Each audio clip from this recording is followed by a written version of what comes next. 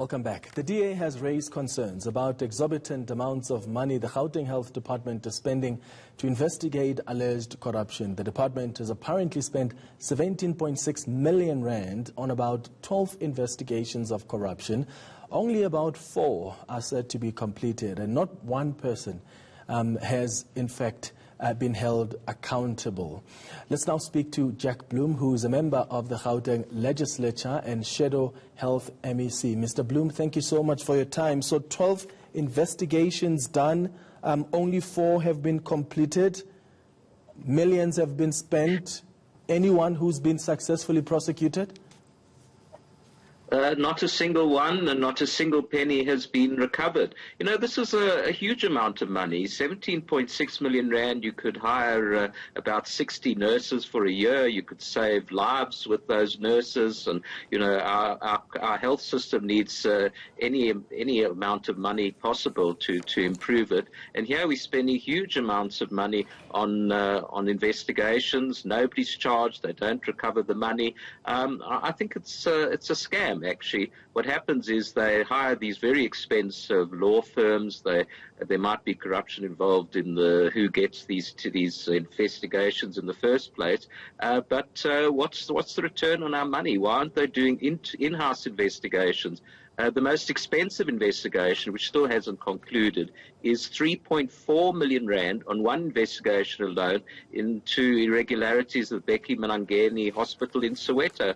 I really think they need to review what they're spending on these investigations, see if they can't do them in-house, and take effective action on them. You know, charge people, get money back. But if they do in-house investigations, Mr. Bloom, you are going to come back and complain that they're investigating themselves, and you'll call for an independent investigation. Well, you know, normally there's an audit, an independent audit department there is already one in the provincial government, actually. So I don't know why they don't use the existing audit department in the Gauteng provincial government, but that's how you ensure independence. And of course, you should have good, impartial people who handle these investigations. I don't think it's per se wrong to commission an outside body to do an investigation if it's a complex matter, but I think the fees charged are absolutely exorbitant. 3.4 million rand for one investigation which hasn't yet concluded. That's the other issue. These investigations go on, and very often what I've found is that there are recommendations, but the recommendations are not followed through, so it ends up being a waste of money. So, you know, the public hurt in 2 ways.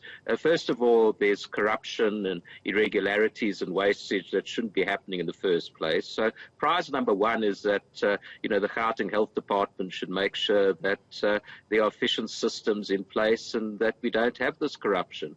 But if it does happen, prize number 2 is have effective disciplinary matters, get rid of the erring officials, charge them so they end up in jail and recover the money. But, you know, nothing like that is happening. So I really think they need to tighten up on what they're spending on investigations, get value for money. I don't think we're getting value for money, and we're certainly not getting the results that we need from these investigations. What are the other investigations that this 17 million rand was spent on?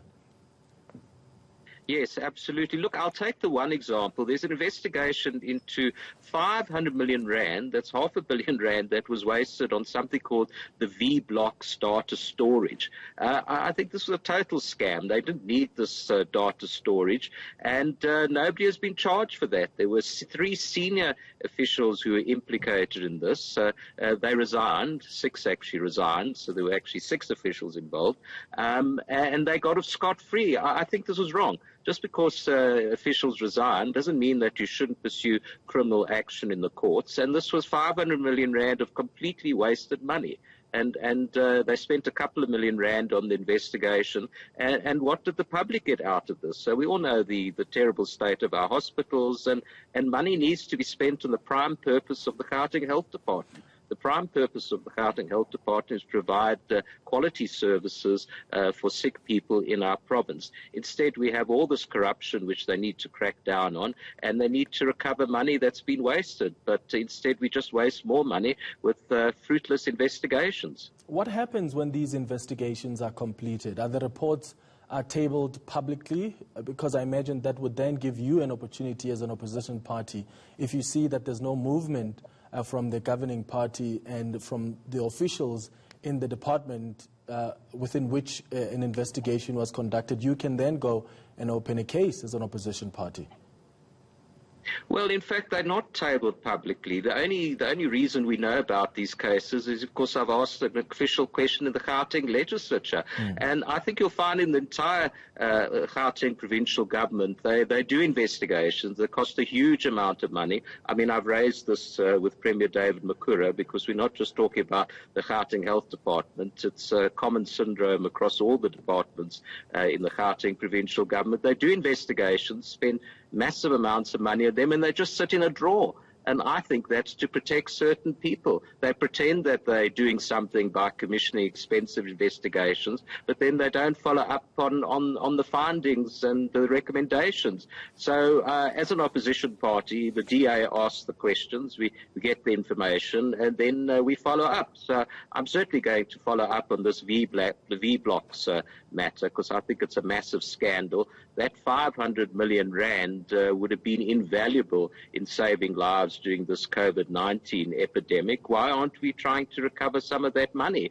So I think this is an area the department needs to tighten up, and I will certainly pursue it so that as much public money can be recovered and spent on our hospital services. Yeah, and I suppose they're skeptics. So, in fact, even just people that have generally watched how some politicians are just so selfish, is they will ask themselves, were they being ripped off by these legal firms, or were they working with them and in some instances even ensuring that they inflate prices so that they can also benefit?